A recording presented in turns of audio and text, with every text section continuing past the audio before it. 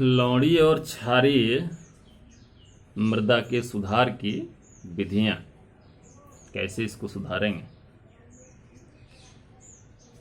कल लवणीय और क्षारीय मृदा की सुधार की योजना बताया था, कैसे योजना बनाएंगे।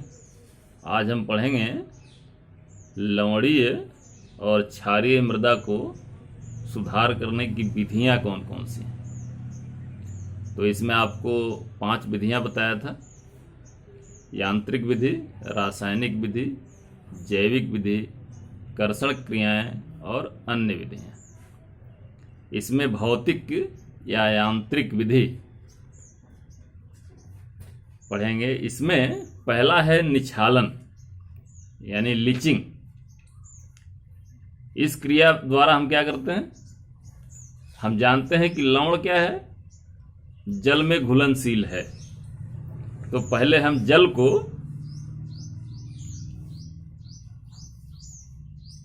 जल में लवण को घुलनशील बनाकर उसको हम लवण को पौधों का जो जड़ क्षेत्र होता है उसके नीचे पहुंचाते हैं, ताकि पौधों के ऊपर लवण का बुरा प्रभाव न पड़ सके। अगर लवणीय भूमियों में यह निक्षालन की क्रिया बार बार की जाए तो इससे ये भूमियां सुधर जाती हैं, इसमें सुधार हो जाता है। निक्षालन करने के लिए हम क्या करते हैं, इसके लिए अप्रैल से जून तक यानी ग्रीष्म ऋतु में खेत को का जो बड़ा क्षेत्र है उसको छोटे छोटे टुकड़ों में बांट करके उसकी मजबूत मेड़बंदी कर देते हैं। चारों तरफ से ऊंची ऊंची मेड़ों से उसको बांध देते हैं। जब मेड़बंदी का काम पूरा हो जाता है तो खेत को 15 से 20 सेंटीमीटर गहरा जोत कर उसको फिर से समतल कर लेते हैं। इसके बाद खेत में पानी भर लिया जाता है। खेत में पानी भरने पर जो खेत में मिट्टी के अंदर विलेय लवण होते हैं वो जल में घुल जाते हैं और घुल करके मृदा की निचली तहों में पहुंच जाते हैं। इस क्रिया को लगातार अगर कई वर्षों तक करें तो इससे लवणीय मृदा का सुधार हो जाता है। दूसरी विधि है खुरचना। हम जानते हैं कि लगातार वाष्पीकरण के कारण मृदा के ऊपरी सतह पर लवण इकट्ठा होते रहते हैं। तो अगर मृदा के ऊपरी सतह से लवणों को खुरच करके हटा दिया जाए, बाहर निकाल दिया जाए, तब भी लवणीय मृदा को सुधारा जा सकता है। थोड़ा बहुत इसमें सुधार हो सकता है। तीसरा है लवणीय मृदा को बहाना। इसके लिए खेत में पर्याप्त पानी भर दिया जाता है, ताकि पानी में घुल करके लवण पूरी पानी में मिल जाए, घुल करके। इसके बाद जो यह लवण युक्त पानी होता है इसको खेत से निकास नलियों द्वारा बाहर निकाल दिया जाता है। इस विधि में भी खेत में पानी भरने के लिए खेत की मेड़बंदी करना आवश्यक होता है। चौथा है जल निकास में सुधार। जल निकास में सुधार करके भी लवणीय मृदा को सुधारा जा सकता है। जैसे हम जानते हैं कि जब अधो मृदा में कठोर परत होती है तो जो जल निकास होता है, जो लीचिंग होती है सूक्ष्म गठन के कारण या कठोर परत के कारण, जल निकास जो होता है वो बाधित हो जाता है, या वहां का जो भौम जल स्तर के कारण भौम जल में नीचे की तरफ यह लवण नहीं जा पाता, जिससे लवणों का संचयन मृदा की ऊपरी सतह पर बढ़ता है। इसके लिए सबसे पहले एक गहरी जुताई करते हैं और गहरी जुताई करके नीचे जो कठोर परत है, कड़ी परत है, उसको तोड़ते हैं, जिससे जल का प्रवेश नीचे की तरफ सुगमता पूर्वक आसानी के साथ होने लगे। साथ ही साथ जल निकास के लिए अन्य कृत्रिम विधियां भी अपनाते हैं ताकि जल में घुल करके लवण खेत से बाहर निकल जाए। पांचवी जो विधि है वह है खाई खोदना, ट्रेचिंग। इस विधि में थोड़ी थोड़ी दूरी पर खाई खोदते हैं। इसके बाद खाइयों को इस प्रकार से भरते हैं कि ऊपरी लवण तथा क्षार युक्त मिट्टी जो होती है वो नीचे चली जाए और नीचे वाली मिट्टी जो होती है वह ऊपर आ जाए। नीचे वाली जो मिट्टी होती है उसमें लवणों की मात्रा कम होती है। इस प्रकार से मिट्टी के उलट पलट जाने से रेह नीचे चली जाती है, लवण नीचे चले जाते हैं और ऊपर जो मिट्टी आती है उस पर खेती की जा सकती है। छठवां है अभेद्य परत को तोड़ना। अधो मृदा में जो कड़ी परत होती है उसको जब तोड़ देते हैं तो तोड़ने से लीचिंग होने लगता है और पानी में घुल करके जो लवण है वो मृदा के अधो सतह में नीचे पहुंच जाते हैं, मृदा के जड़ क्षेत्र से बाहर हो जाते हैं। ये छठवीं भौतिक विधि है। इन भौतिक विधियों के अलावा रासायनिक विधियों का प्रयोग क्षारीय मृदा को सुधारने के लिए करते हैं। रासायनिक विधियों का मुख्य उद्देश्य सोडियम मृदाओं को रासायनिक सुधारकों का प्रयोग करके सुधारना होता है और उसको कैल्शियम मृदा में परिवर्तित करना होता है। ऊसर सुधार के लिए ज्यादातर जिप्सम तथा पाइराइट इन दो रसायनों का प्रयोग करते हैं। तो जिप्सम जिसका रासायनिक सूत्र CaSO4 2H2O होता है, यह जिप्सम सोडियम मृदा को कैल्शियम मृदा में परिवर्तित कर देता है। हम जानते हैं कि सोडियम क्ले के ऊपर, मृदा क्ले के ऊपर चिपका रहता है। जब इसमें हम जिप्सम डालते हैं जिसमें कैल्शियम सल्फेट होता है, तो यह कैल्शियम सल्फेट सोडियम के साथ क्रिया करता है और सोडियम सल्फेट बनाता है। और कैल्शियम सल्फेट का जो कैल्शियम होता है यह मृदा क्ले से सोडियम को विस्थापित कर देता है और कैल्शियम मृदा क्ले पर चिपक जाता है और बनाता है सोडियम के साथ जो सल्फेट है, यह मिलकर बनाता है सोडियम सल्फेट। यह सोडियम सल्फेट जल में घुलनशील है और यह जल में घुल करके बाहर निकल जाता है। ऐसे ही सोडियम कार्बोनेट सोडियम के ऊपर होता है, मृदा के ऊपर होता है। इसका जब कैल्शियम सल्फेट के साथ क्रिया होती है, यानी जिप्सम के साथ क्रिया होती है, तो एक कैल्शियम कार्बोनेट बनाता है और सोडियम कार्बोनेट बनाता है। कैल्शियम कार्बोनेट मृदा को कैल्शियमय कर देता है और वहां से सोडियम को हटा देता है। ये सोडियम सल्फेट जो होता है वह जल में घुलनशील होता है और जल में घुल करके बाहर निकल जाता है। इसके लिए जिप्सम को हम महीन पीस करके वर्षा ऋतु आने से पहले जुताई करके उसको खेत की ऊपरी सतह में मिला देते हैं। ध्यान देते हैं कि खेत में ये 10 सेंटीमीटर की गहराई तक अगर मिलाया जाए तो इसका अधिक लाभ प्राप्त होता है। इसके बाद खेत में पानी भर करके लीचिंग क्रिया यानी रिसाव क्रिया कराई जाती है। यह क्रिया बार बार करनी पड़ती है।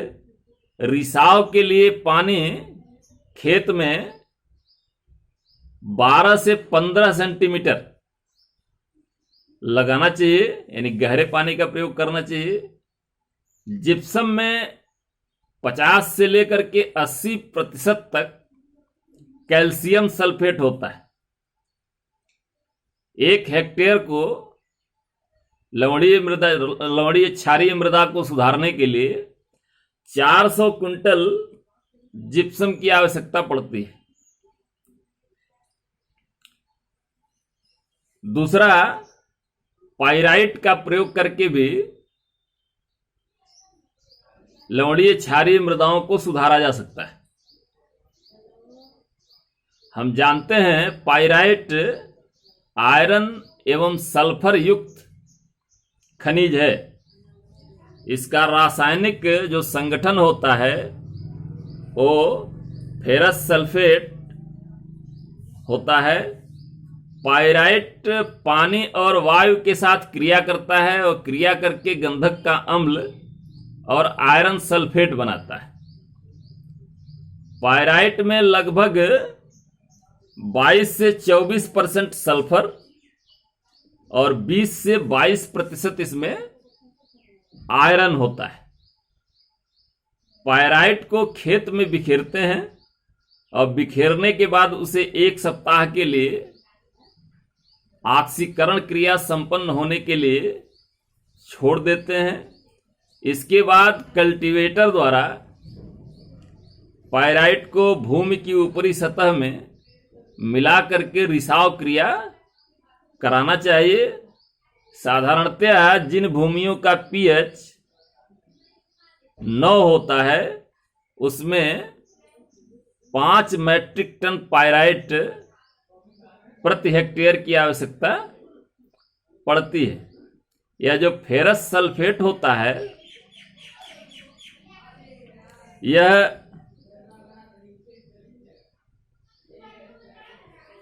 क्रिया करके सल्फ्यूरिक एसिड बनाता है और ये सल्फ्यूरिक एसिड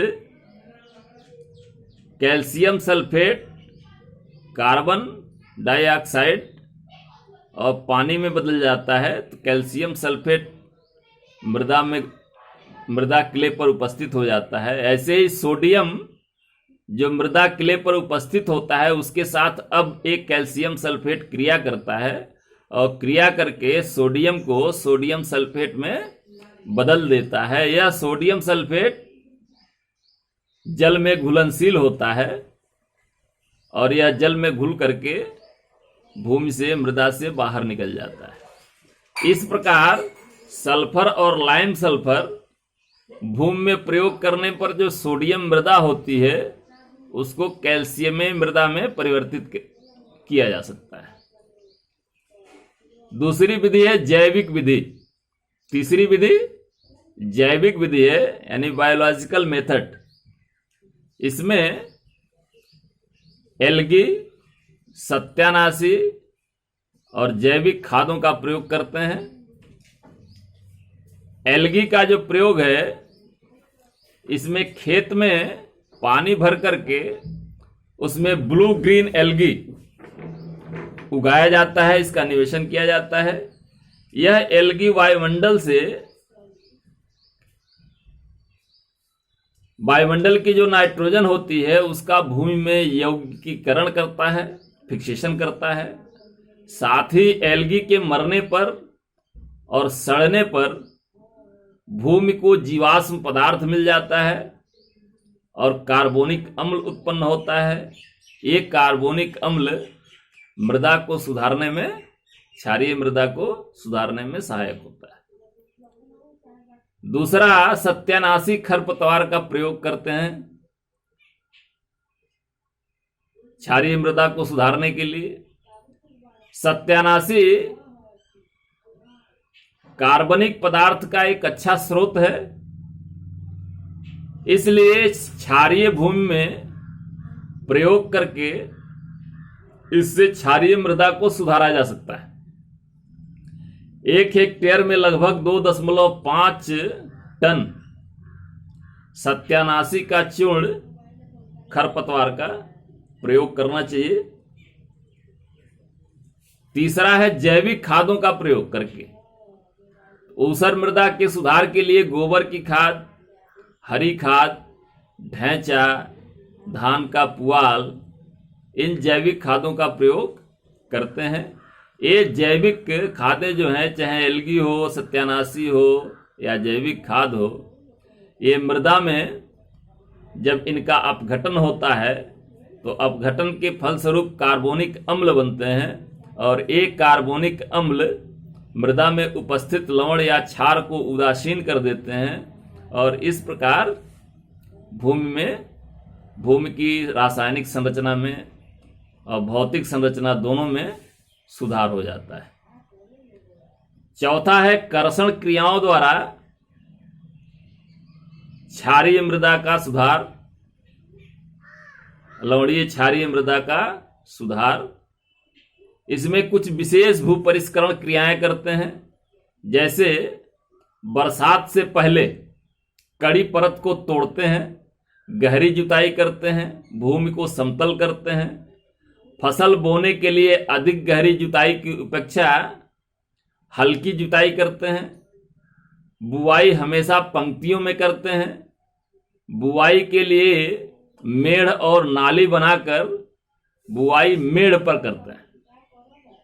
मेढ़ के शीर्ष पर बुआई न करके उसके थोड़े बगल में बुआई करते हैं। इससे मेढ़ के शीर्ष पर लवणों का एकत्रीकरण हो जाता है और फसल को नुकसान नहीं होता, फसल आसानी से तैयार हो जाती है।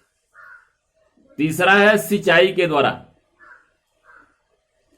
ऊसर भूमि में सिंचाई हमेशा जब भी आवश्यकता हो करना चाहिए। करीब करीब जल्दी इसमें सिंचाई की आवश्यकता पड़ती है और भारी मात्रा में सिंचाई करना चाहिए, जिससे मृदा विलयन का सांद्रण ठीक रहे, मृदा विलयन बहुत गाढ़ा न होने पाए और लवणों का निक्षालन भी होता रहे। तीसरा उपाय है कर्षण क्रियाओं में लवण प्रतिरोधी फसल उगाना। लवणीय मृदाओं में लवण सहनशील फसलें उगाना चाहिए, जैसे कपास, जौ, चुकंदर, धान, ढैंचा, तरा, बरसीम, गेहूं, लुसर्न, सूरजमुखी, पालक, टमाटर, गाजर, प्याज और गोभी, ये इन फसलों को उगाना चाहिए। इसके अलावा खजूर, अमरूद, बेर, आंवला के जो फल वृक्ष हैं, इनको भी इनमें लगाया जा सकता है। लकड़ी के लिए बबूल का प्रयोग हम लवणीय क्षारीय मृदाओं में कर सकते हैं। ये लवणीय मृदा से प्रभावित नहीं होती हैं और धीरे धीरे उसमें सुधार कर देती हैं। चौथा, अम्लीय उर्वरकों का प्रयोग करके भी लवणीय क्षारीय मृदा को सुधारा जा सकता है। ऊसर भूमि में नाइट्रोजन और जिंक की कमी होती है ज्यादातर। नाइट्रोजन की पूर्ति के लिए सदैव अम्लीय उर्वरकों का प्रयोग करना चाहिए, जैसे अमोनियम सल्फेट का प्रयोग 20 से 25 किलोग्राम, जिंक सल्फेट का प्रयोग भी प्रति हेक्टेयर की दर से नियमित रूप से करें। ऐसा करने से लवणीय क्षारीय मृदाओं में के सुधार में अच्छा परिणाम प्राप्त होता है। उचित फसल चक्र अपनाकर भी लवणीय क्षारीय मृदाओं को सुधारा जा सकता है। ऊसर भूमि का निक्षालन और रासायनिक क्रियाओं का प्रयोग करने के बाद जो प्रारंभ के 2-3 वर्ष हैं, उसमें धान की फसल खेत में उगाना चाहिए। प्रथम वर्ष में धान, जिसमें जया या साकेत 4 इन प्रजातियों को उगाने से विशेष लाभ मिलता है। गेहूं और ढैंचा का फसल चक्र अपना सकते हैं, यानी कि खरीफ की ऋतु में धान में जया या साकेत प्रजातियों को उगाते हैं, रबी में गेहूं और जायद में ढैंचा की फसल ले सकते हैं। बाद के वर्षों में धान के बाद जौ, बरसीम या राई ले सकते हैं। ढैंचा को हमेशा अप्रैल के अंत में बो करके जून के अंत तक भूमि में पलट देते हैं। इससे हरी खाद के रूप में हमको कार्बनिक पदार्थ भी मृदा को मिल जाता है। साथ ही साथ इसके सड़ने से जो कार्बोनिक अम्ल उत्पन्न होता है, एक कार्बोनिक अम्ल क्षारीय मृदा को सुधारने में महत्वपूर्ण भूमिका निभाते हैं। पांचवा है अन्य विधियां। अन्य विधियों के अंतर्गत सीरे का प्रयोग करते हैं, छाछ का प्रयोग करते हैं। तो सीरे के प्रयोग में 250 से 300 कुंटल सीरा लवणीय क्षारीय मृदा में प्रति हेक्टेयर डालना चाहिए। सीरे के अपघटन से अम्ल पैदा होता है। यह अम्ल क्षारों को उदासीन कर देता है। ऊसर भूमि को सुधारने में चीनी मिलों से मिलने वाला जो प्रेसमंड है, यह भी अत्यंत उपयोगी है। इसका भी उपयोग कर सकते हैं। दूसरा है छाछ का प्रयोग। छाछ में करीब करीब 3.65% लैक्टोज, 0.70% वसा तथा 0.76% लैक्टिक एसिड होता है। वसा और लैक्टोज के अपघटन पर कार्बोनिक अम्ल पैदा होते हैं और एक कार्बोनिक अम्ल क्षार को उदासीन कर देते हैं। अगर इन समस्त विधियों का प्रयोग किया जाए तो जो क्षारीय भूमि होती है उनको भी ठीक प्रकार से सुधारा जा सकता है। पहले बताया गया ज्यादातर केवल लवणीय मृदाओं को सुधारने के लिए भौतिक विधियों का प्रयोग करते हैं, लेकिन क्षारीय मृदाओं को सुधारने के लिए भौतिक, रासायनिक, जैविक और अन्य विधियों का समन्वित प्रयोग करना चाहिए। इससे विशेष लाभ प्राप्त होता है और मृदाएं जल्दी, क्षारीय मृदा जल्दी सुधर जाती है। हम ये लवणीय और क्षारीय यानी ऊसर भूमि और उनका सुधार पढ़ रहे थे, यह समाप्त हुआ। इसमें जो बहुविकल्पीय प्रश्न हैं और निश्चित उत्तरीय, अति लघु उत्तरीय प्रश्न, लघु उत्तरीय प्रश्न और दीर्घ उत्तरीय प्रश्न, इसको अपनी अभ्यास पुस्तिका में लिखें इनके उत्तरों को। और कहीं कोई समस्या हो तो हमसे संपर्क करें और उसका समाधान प्राप्त करें।